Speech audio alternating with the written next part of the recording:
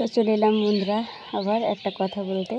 মেয়ের আর বৌমার, মেয়ে ধরো বাবার বাড়িতে এসেছে বেড়াতে, তখন দেখবে আর যে ছেলে ধরো বাইরে আছে, তো বৌমা কাছে আছে, ঠিক আছে, তো বাইরে আছে ছেলে, তো এদিকে ছেলেরা সবাই বাইরে আছে, ওরা টাকা পাঠাচ্ছে, দেখবে বেশি বেশি করে টাকা পাঠাচ্ছে সব কিছু। তখন মা আর মেয়ে কী করবে, মা আর মেয়ে দুজন মিলে মানে সুন্দর সুন্দর জিনিস কিনে আনবে দুজন মিলে, এটা সেটা মানে ওদের যা ইচ্ছা তাই কিনে আনবে। তারপর বৌমা সেগুলো দেখবে, আনবে, তখন বৌমা কিন্তু আনবে না, বৌমা সেগুলো দেখবে, তারপর যদি মানে বলে না কোনো দিন, কিন্তু তা মনে মনে বলে যে বাবারে ওরা কত কী কিনে আনলো, আমার জন্য একটা আনেনি।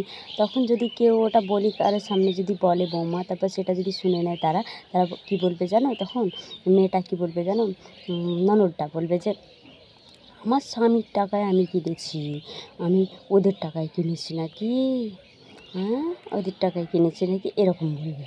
কিন্তু বৌমাটা যে আছে বাড়িতে, শাশুড়ি মাদের এটা খেয়াল নেই, ওর মেয়ে যদি জামাইয়ের টাকায় কিনতে পারে বলো তো, তাহলে বৌমাটা, তার তো স্বামীর টাকার অনেক অধিকার। তো টাকাটা যখন পাঠাচ্ছে তখন তো বৌমাকে দেওয়া উচিত, তাই না, বৌমাকে নিয়ে যাওয়া উচিত। তো দুজন মিলেকেই কিনে দেওয়াটা উচিত না মেয়েকে নিয়ে যাওয়াটাই উচিত বলো তো তোমরা? যদি কথাটা সত্যি বলে থাকি কমেন্টে অবশ্যই জানিও। সবার না, কারো কারো ক্ষেত্রে এরকম হয়, যেরকম আমার।